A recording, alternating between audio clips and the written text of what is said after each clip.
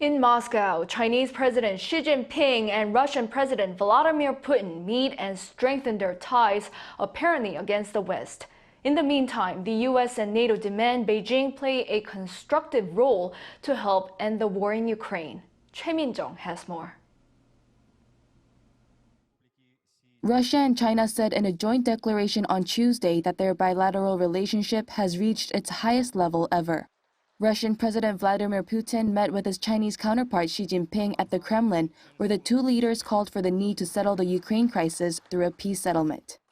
Putin praised China's plan, which calls for a ceasefire and talks with no mention of withdrawing Russian troops from Ukraine, and claimed that it can be taken as the basis for a peaceful settlement when the West and Kyiv are ready. Xi, meanwhile, barely mentioned Ukraine, instead said China had an impartial position. However, the White House questioned that claim and urged China to pressure Russia to withdraw its troops.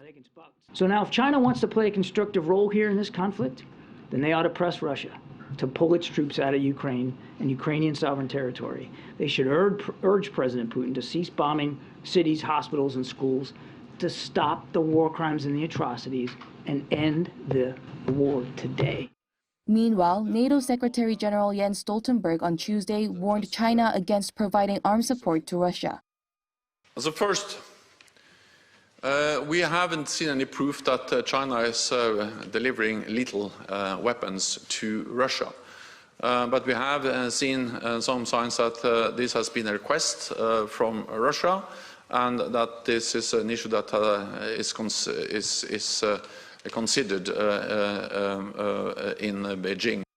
One expert says the war in Ukraine is pulling Russia and China together because they are forming a united front against their common enemy, the United States. But that said, I really don't think China wants escalation in the Ukrainian war, because what China still wants is peaceful environment so that they can concentrate more on economic development, which is their priority, particularly when Xi Jinping was able to secure his third term as the president of China. He added that Beijing is unlikely to support Moscow if it escalates the war by using nuclear weapons, as it will only destabilize China's efforts to revive its economy.